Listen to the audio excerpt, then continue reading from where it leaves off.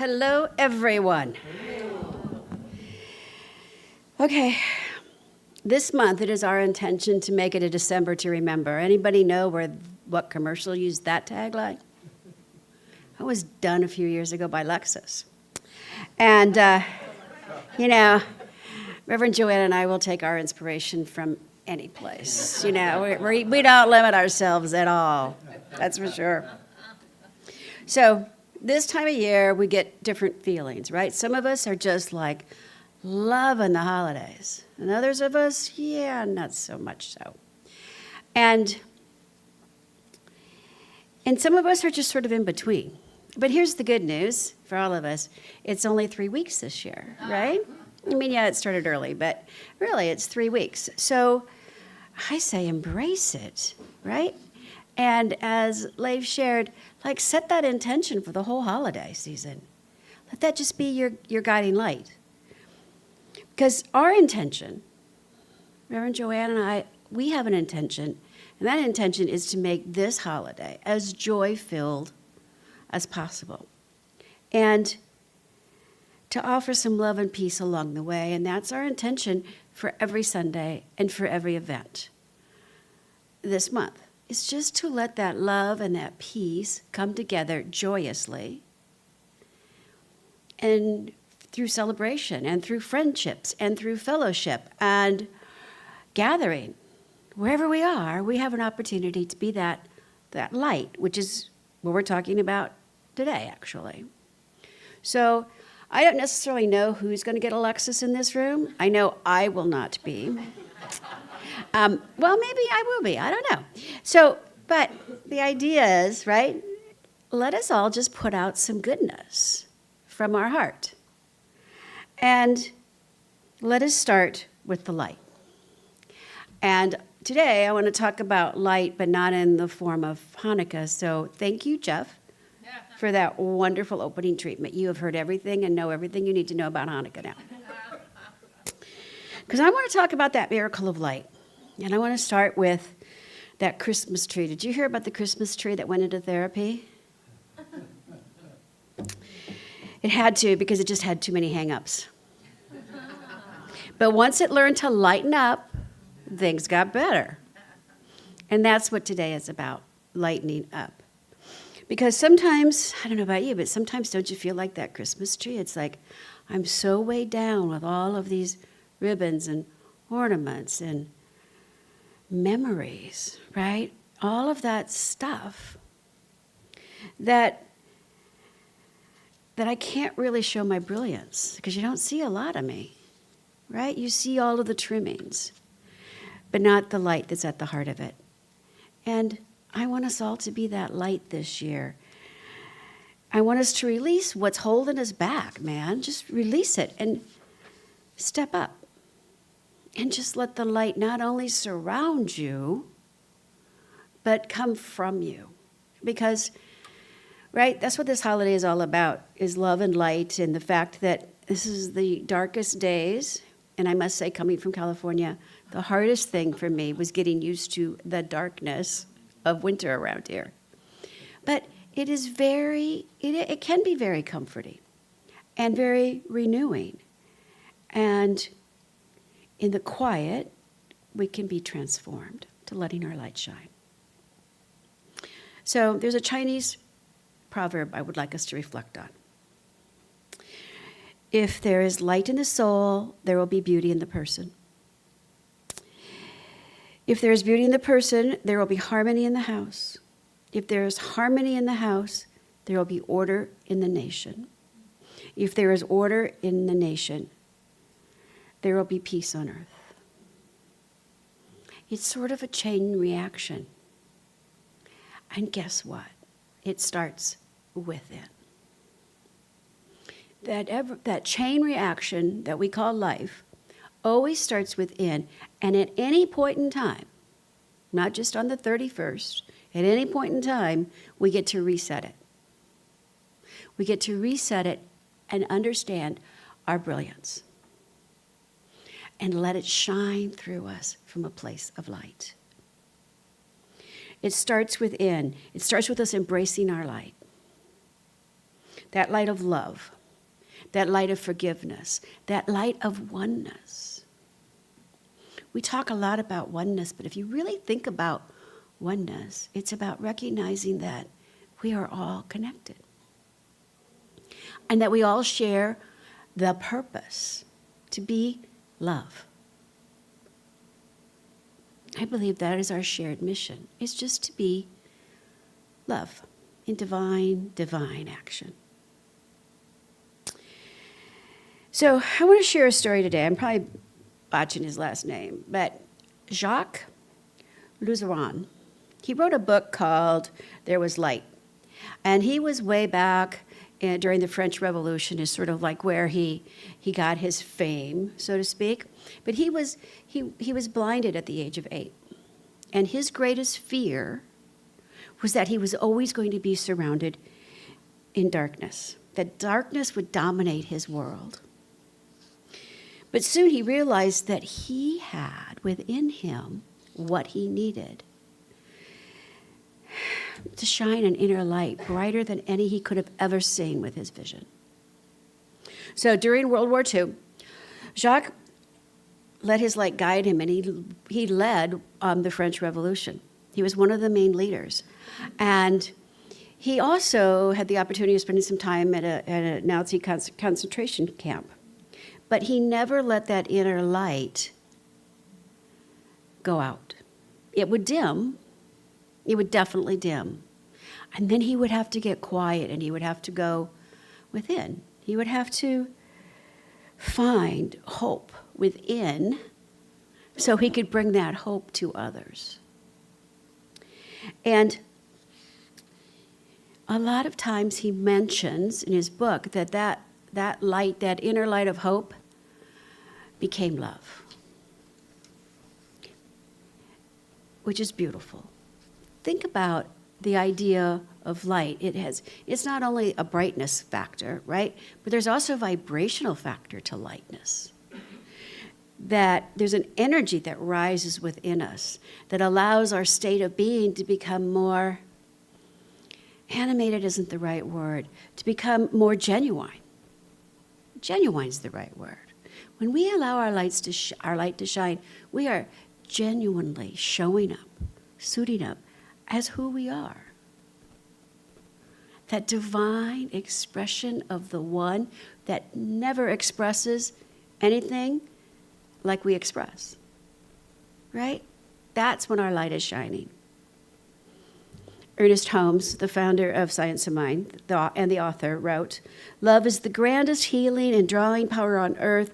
It is the very reason for our being, that which binds us together." Light was the first great revelation of the divine creative energy that called all things living into being. And in the beginning, there was light. That is at our essence. That is why I love lighting the flames of faith and recognizing that divine spark that is always, it was born within us. And we are meant to shine it, to allow our love and our light to intertwine and just raise the vibration of ourselves, and then of our home, and then of our country, and then of our world. Jacques wrote in his book, "I had to make sure that my inner life and my inner light was always in harmony. It depended on the state of my soul. If I was angry, impatient, or fearful, the light was dimmed. But when I loved, when I really loved, the light not only returned, but it grew." So, how then do we go about doing that? How do we go about releasing fear, embracing love, and illuminating the world? Well, I have a few ideas. So let's start with an acronym for fear, right? How many have heard forget everything and run, right? That's what we do. We forget it and we just run. Okay, okay, forget I wanted to do this, and now fear won't let me move. I'm going to forget I ever wanted to do this, and I'm just going to run. We've all been there where fear just grips us. Many spiritual teachings view fear as a contraction of the soul, a state of separation from love and from our light, a separation from the divine. Ernest Holmes, fear is a belief in limitation, a denial of the infinite power of spirit within us. Don't you love that? A belief in limitation, which takes us to another acronym of fear. False evidence appearing real, right? We've all heard that one. And often that is the case, right? Fear is a product of our ego, and I'm not saying fear is bad. Not saying it at all.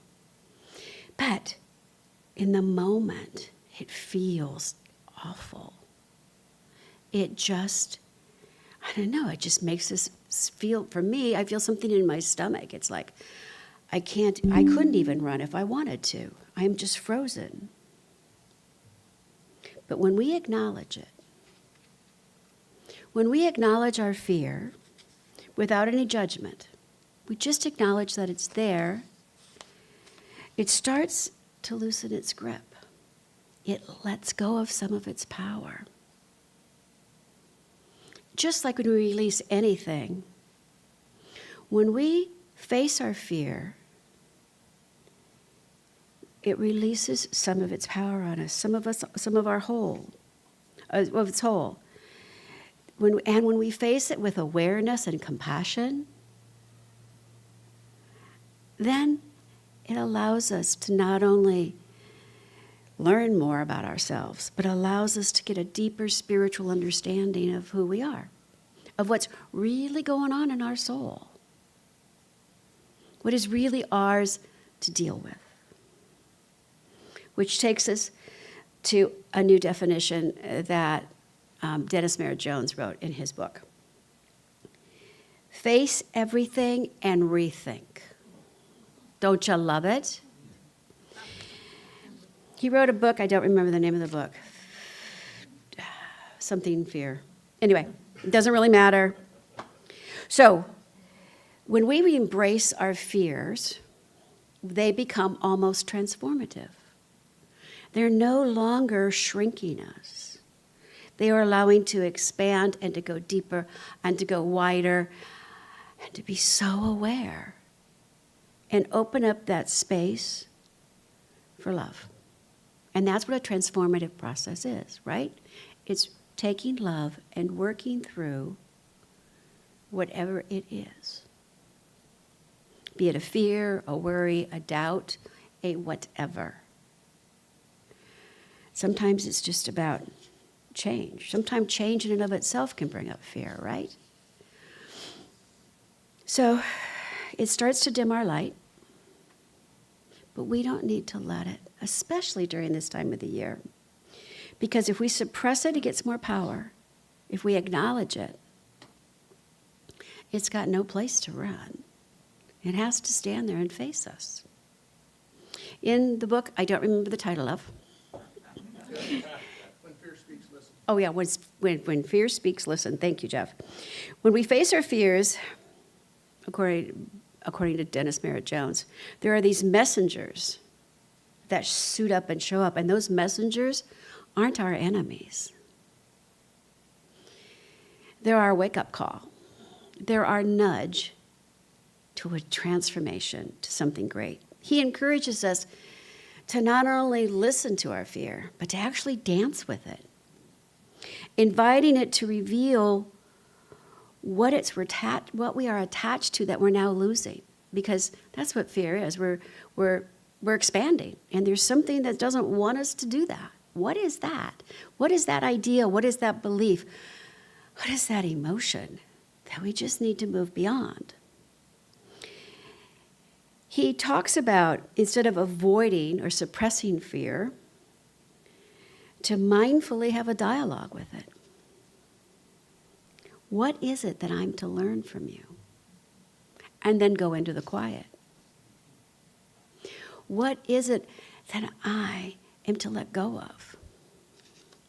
What is it that I need to become willing to be willing about? And an even greater question is, what am I unwilling to do, be, or say now? And how do I become willing? Or can I even become willing? When we listen to our fears, we get to understand the roots, the foundation of them. And then we get to start that transformative power of releasing it, of letting it go. And allowing the love and the light to not only guide us and support us, but to fill whatever's left. Listening, we get to tap into a higher power that we have within. And part of this wonderful spiritual community also allows us to not face it alone.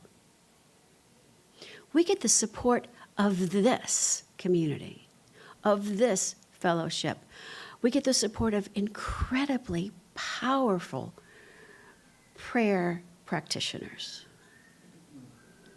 When we are facing our deepest fears, we're never doing it alone.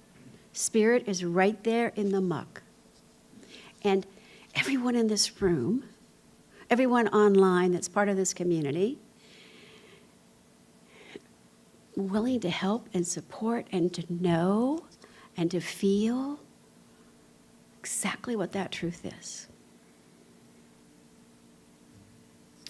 Because it's all about, to me, when it comes to dealing with fear, it's about shifting the narrative from what is lacking to what is the truth.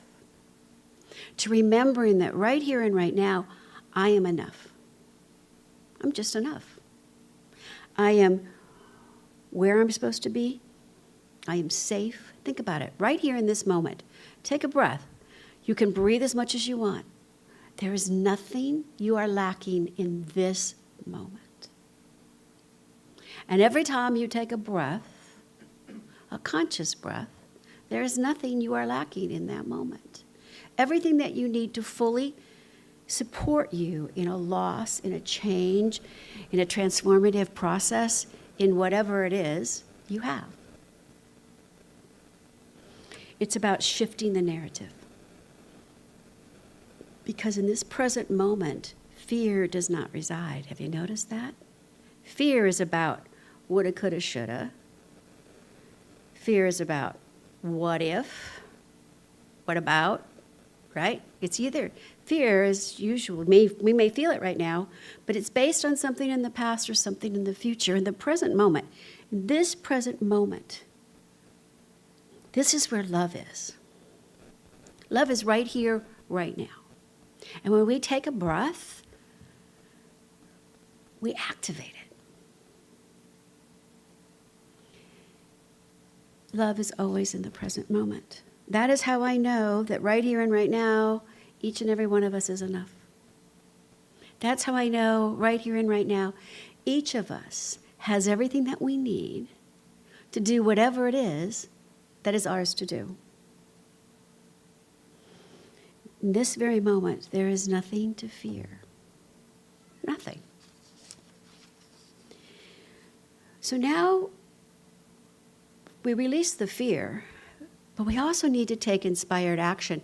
And that, my friends, for me, is where I get to boost the love. I release the fear, but inspired action is taking loving action. Loving action for myself, perhaps. Loving action towards another. Loving action in terms of just praying for the world. But inspired, loving action, even the smallest amount of it, multiplies. And again, changes the narrative to right here and right now. What loving action can I take right here and right now? Such a simple question, but how often do we ask that? Jacques wrote in his book, "Love is the source of light. When I opened my heart to love, love for life, for others, even for those who caused me pain, the light within grew brighter. Love was not just a feeling. It was a way of seeing." So we acknowledge our fears. We don't run from them, right? We don't live with them. We have a conversation with them. We take inspired action. And then what's left to do is to trust the truth with a capital T. The truth that God's got our back. Not sometimes, but always has our back. And we embrace our love, and we embrace our oneness, and we breathe. We turn inward, as Jacques so often points to in his book. It's about turning inward and finding that journey of guided love is like a thread through our life. It's about turning inward and letting the light, that inner spark, take the lead. Rumi said, "Try not to resist the change that comes your way. Instead, surrender to life. The universe is in constant motion, and resisting only creates fear. Love is the current that carries you." Michael Singer. When you stop resisting and judging, you will see that love is always beneath the surface, waiting to embrace you.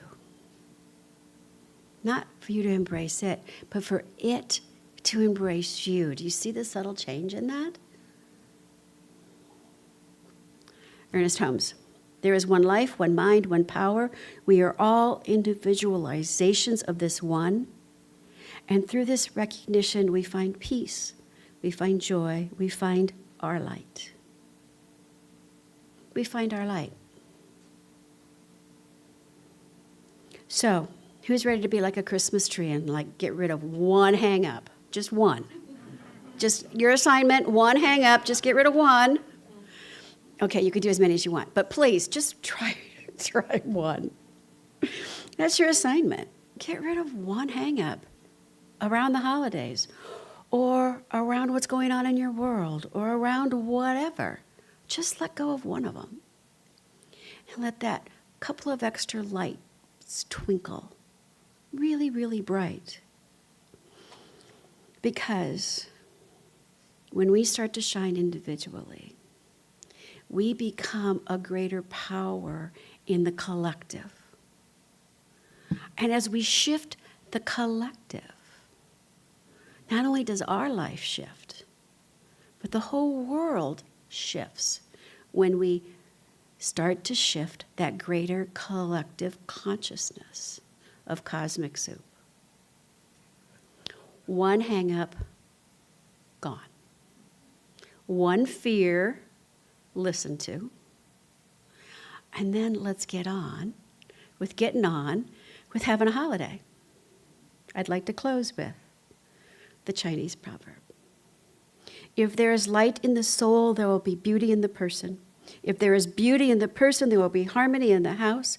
If there is harmony in the house, there will be order in the nation. If there is order in the nation, there will be peace on earth. It's the truth. So it is. Namaste.